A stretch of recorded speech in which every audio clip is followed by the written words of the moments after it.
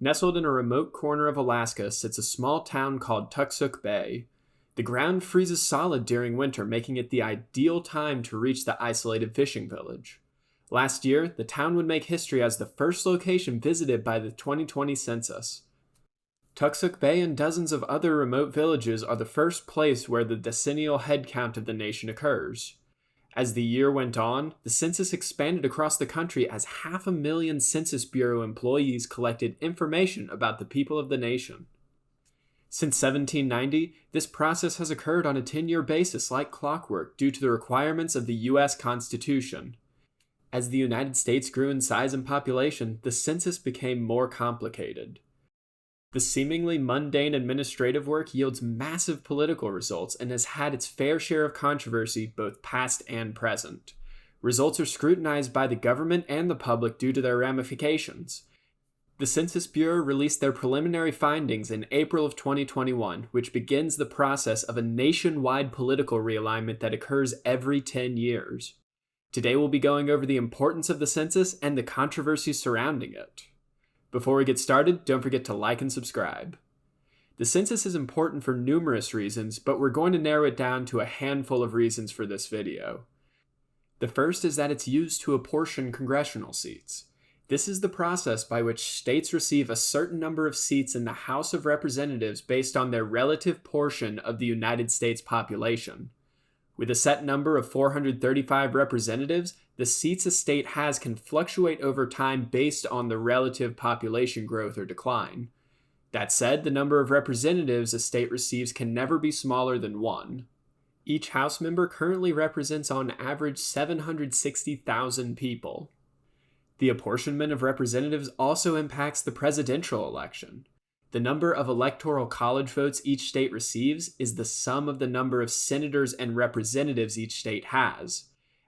As states grow larger relative to other states, they gain more political power in the House of Representatives and the presidency. Over time, the United States population has moved to the South and West. Population growth in the Midwest and Northeast have lagged behind the West Coast and Southern states since the Second World War.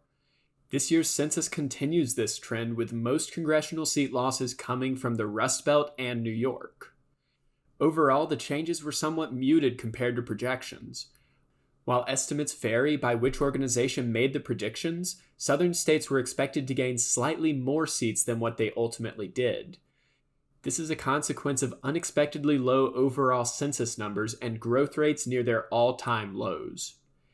There were a few peculiarities in this census. New York would have maintained their number of congressional seats if they had 89 more people living in the state. California also lost a congressional seat for the first time ever. This was due to their population growth dropping to the lowest rate since 1900, most likely due to some residents and companies relocating to other states. The second reason the census is so important has to do with the redistricting within states. The Census Bureau gives state governments data not just on how many people live in their states, but where they live as well. As people move between and within states, local, state, and federal districts must change to meet their needs. State governments use the census data as a way to determine who lives where within the state so they can redraw the lines of districts for accurate representation. Redistricting is a contentious process at best, with political parties and leaders redrawing lines in their favor. This controversial process is known as gerrymandering and leads to political results that don't reflect the people's will. Here are just a few examples of insanely gerrymandered districts in the United States. Pennsylvania and North Carolina are generally seen as good examples of states where gerrymandering is really bad. The process of redistricting can get personal for politicians. New York will now have one less congressional seat, which means they'll need to eliminate one of their congressional districts. Naturally, someone will get the chopping block, and this is where it pays to have friends within the state government. Redistricting and subsequent gerrymandering will have massive impacts on how many representatives each party will have on the federal and state levels. The third reason the census is important has to do with federal allocations.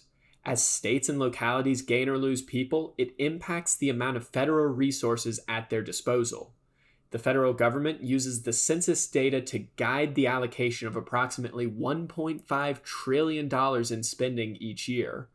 States with higher populations naturally receive more federal funding than states with lower populations.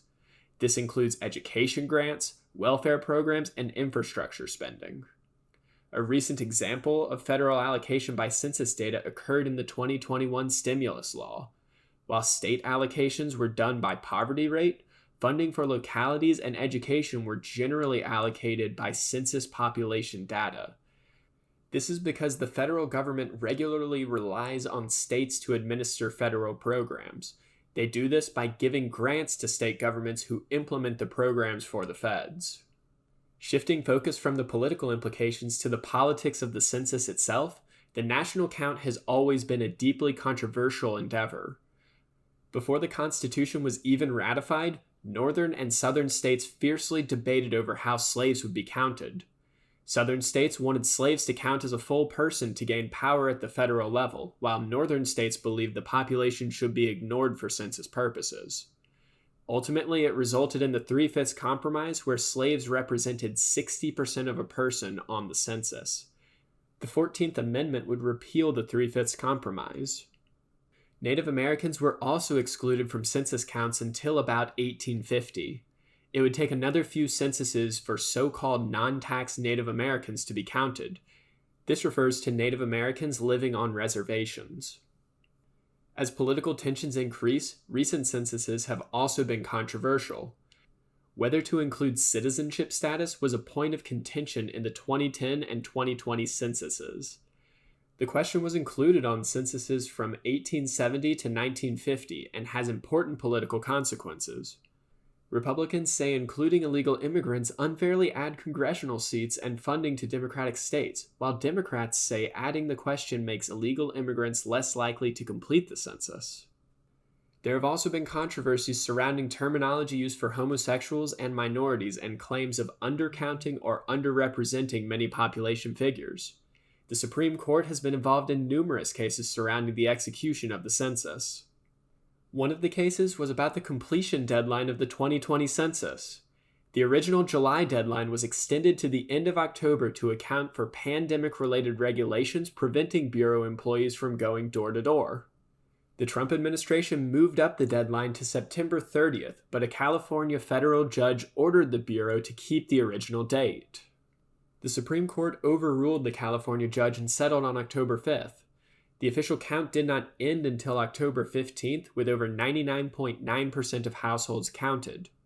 Critics stated this was a deliberate effort to undercount illegal immigrants after courts prevented the Trump administration from adding the previously allowed citizenship question. One thing that news articles I read overlooked were the stimulus bills in work at the time. The most recent stimulus bill allocated funds based on, quote, the most recent Census Bureau information, unquote. Data from the 2020 census would help Republican states more financially relative to data from the 2010 census as more people move to GOP states. Naturally, pushing the date up would help Republicans and also explains the push for Democrats to rapidly pass the 2021 stimulus law before the 2020 census data released. Ultimately, the census will remain a controversial topic in the political world due to its far-ranging implications. Everything from how the census is used, who's counted, and even the terminology used are up for debate. Although imperfect and filled with partisan agendas, the census is the method we have to estimate the demographics of the United States over time.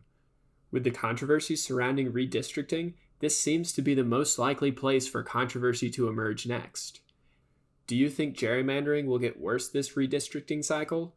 What impacts do you think the census will have on the 2022 midterm elections? Comment what you think down below. Don't forget to like, share, and subscribe. Thank you for watching, and have a great day.